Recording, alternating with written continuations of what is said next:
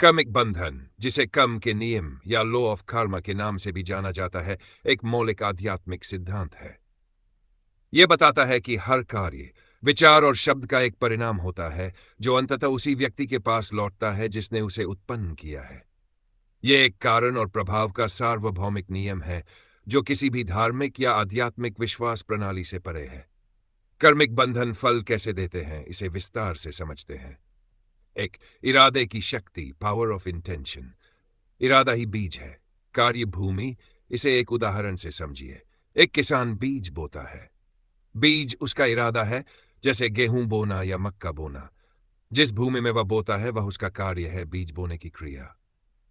यदि किसान ने गेहूं का बीज अच्छा इरादा बोया है तो उसे गेहूं अच्छा फल ही मिलेगा, भले ही उसकी बोने की क्रिया में थोड़ी कमी रही हो।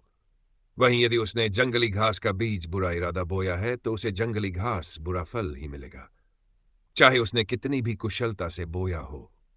यही बात कर्म पर भी लागू होती है। आपका इरादा ही उस कर्म के बीज को निर्धारित करता है जो आप बो रहे हैं।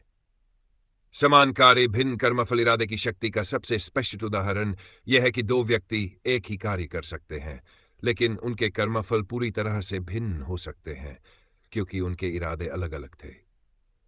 उदाहरण एक, दान व्यक्ति ए। एक अमीर व्यक्ति 10,000 रुपये दान करता है ताकि अखबार में उसका नाम छपे या समाज में उसकी वाहवाही हो।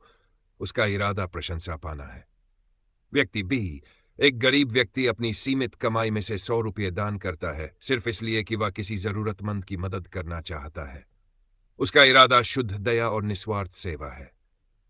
कर्मफल, भले ही व्यक्ति ए ने अधिक पैसा दान किया, लेकिन आध्यात्मिक दृष्टिकोण से व्यक्ति बी का कर्मफल कहीं अधिक सकारात्मक होगा क्योंकि उसका इरादा शुद्ध और निस्वार्थ था। व्यक्ति ए को शायद प्रसिद्धि मिल जाए, लेकिन आंतरिक शांति और वास्तविक आध्यात्मिक उन्नति व्यक्ति बी को ही मिलेगी।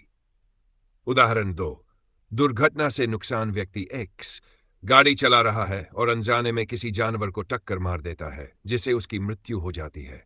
उसका इरादा नुकसान पहुंचाने का नहीं था। व्यक्ति वाई जानबूझकर किसी जानवर को नुकसान पहुंचाता है या उसका शिकार करता है। उसका इरादा नुकसान पहुंचाने का है। कर्मफल, व्यक्ति एक्स को दुख और पश्चाताप हो सकता है, लेकिन क्योंकि उसका इरादा बुरा नहीं था, उसे उतना कठोर कर्मफल नहीं मिलेगा जितना व्यक्ति वाई को मिलेगा, जिसका इरादा ही क्रूरता का था।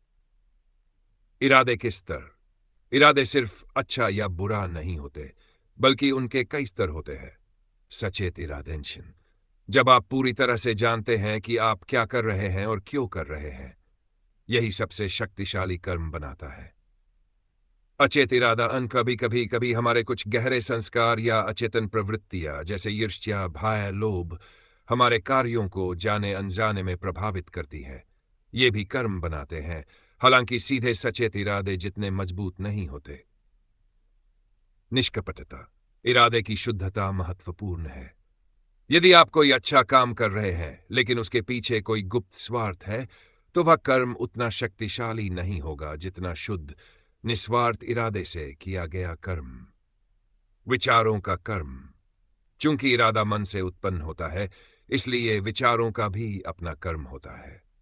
यदि आप लगातार किसी के बारे में बुरा सोचते हैं, भले ही आप उसे कभी नुकसान न पहुंचाएं, तो भी आप अपने लिए नकारात्मक कर्म उत्पन्न कर रहे हैं।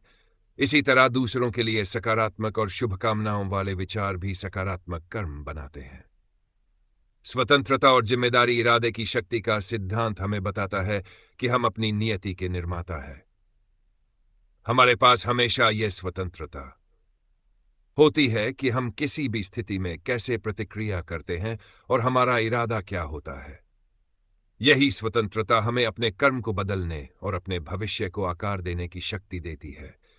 यह हमें अपने हर विचार, शब्द और कार्य के लिए पूरी तरह जिम्मेदार बनाता है। संक्षेप में, कर्मफल की गहराई और प्रकृति को समझने के लिए कार्य से ज्यादा उसके पीछे के इरादे को समझना जरूरी है। आपका इरादा ही कर्म का बीज है जो तय करता है कि आपको कैसा फल मिलेगा। 2. कर्म के प्रकार और उनके फल एंड देयर फ्रूट्स। कर्म को समझने के लिए इसे कई श्रेणियों में बांटा जाता है और हर प्रकार का कर्म अलग तरह से फल देता है। संचित कर्म क्या है? ये आपके समस्त पिछले जन्मों और इस जन्म के उन सभी कर्मों का विशाल भंडार है जिनका फल अभी तक आपको मिला नहीं है। ये एक ऐसी लाइब्रेरी की तरह है जहां आपके सभी कर्म रिकॉर्ड, लेकिन अभी तक वे प्ले नहीं हुए हैं। फल कैसे मिलता है? यह सीधे फल नहीं देता, बल्कि प्रारब्ध कर्म के रूप में चुनकर अगले जीवन में फल देने के लिए प्रकट होता है। यह अप्रत्यक्ष रूप से आपके स्वभाव, प्रवृत्तियों और जन्म के समय आपकी परिस्थितियों को प्रभावित करता है। प्रारब्ध कर्म क्या है? यह संचित कर्म के भंडार से इस जीवन में भोगने के लिए चुने गए कर्मों का हिस्सा है। इसे आपका नियति या भाग्य माना जाता है, क्योंकि ये वो फल हैं जिन्हें आपको इस जीवन में भुगतना ही है। फल कैसे मिलता है? यह हमें वर्तमान जीवन में सुख दुख, स्वास्थ्य, रिश्ते, वित्तीय स्थिति और जीवन की प्रमुख घटनाओं के रूप में मिलता है। जैसे यदि किसी व्यक्ति का जीवन बहुत संघर्षपूर्ण है या उसे बिना किसी गलती के बार बार परेशानी आती है, तो यह उसके प्रारब्ध कर्म का फल हो सकता है। इसे भोगना ही पड़ता है। हालांकि आध्यात्मिक अभ्यास इसके प्रभाव को कुछ हद तक कम कर सकते हैं। क्रियमान कर्म क्या है? ये वे कर्म हैं जो आप वर्तमान क्षण में कर रहे हैं। आपके विचार, शब्द और कार्य। ये आपके हाथ में है क्योंकि आप इसे अभी चुन रहे हैं। फल कैसे मिलता है? इसका फल आपको तत्काल या भविष्य में, इसी जीवन में या अगले जीवन में मिल सकता है। अच्छे क्रियमान कर्म भविष्य के लिए सकारात्मक संचित कर्म बनाते हैं, जबकि बुरे क्रियमान कर्म नकारात्मक संचित कर्म में जुड़ते हैं। यह आपके पास स्वतंत्रता है कि आप इस समय कैसा कर्म चुनते हैं। उदाहरण, यदि आप आज किसी की मदद करते हैं तो आपको तुरंत खुशी मिल सकती है और भविष्य में भी आपको कहीं से मदद मिल सकती है। यदि आप किसी को धोखा देते हैं तो आपको बाद में किसी और से धोखा मिल सकता है या आंतरिक अशांति का अनुभव हो सकता है। आगामी कर्म क्या है? यह क्रियमान कर्म का ही एक पहलू है, जिसमें आपके वर्तमान में किए गए नए कर्मों का फल अभी पकना बाकी है। यह भविष्य में फल देगा। 3. फल मिलने का समय और तरीका। Meaning and manner of receiving fruits. तत्काल फल्स। कुछ कर्मों का फल तुरंत मिलता है। जैसे यदि आप गर्म वस्तु को छूते हैं तो तुरंत जल जाते हैं। यदि आप किसी को गाली देते हैं तो तुरंत झगड़ा हो सकता है। विलंबित रिजल्ट्स। कई कर्मों का फल तुरंत नहीं मिलता, बल्कि समय के साथ धीरे धीरे प्रकट होता है। यह इसी जीवन में, बाद में या अगले जन्मों में मिल सकता है। अदृश्य फल। कर्म का फल केवल बाहरी घटनाओं के रूप में ही नहीं मिलता, बल्कि यह आपके आंतरिक मन, स्वभाव, विचार पैटर्न और आध्यात्मिक विकास को भी प्रभावित करता है। जैसे लगातार नकारात्मक विचार रखने से मन अशांत रहता है, जो एक प्रकार का कर्म फल है। सामूहिक कर्म सिर्फ व्यक्तिगत कर्म ही नहीं होते, बल्कि समूह, परिवार, समाज या राष्ट्र के भी कर्म होते हैं। यदि आप किसी समूह का हिस्सा हैं जो सामूहिक रूप से अच्छा या बुरा कर रहा है, तो आपको उसके फल का एक हिस्सा भी मिल सकता है। 4. कर्मफल का मुख्य उद्देश्य। मेन पर्पस ऑफ कार्मिक रिजल्ट्स। कर्मफल का उद्देश्य सजा देना नहीं है, बल्कि सिखाना और विकसित करना है।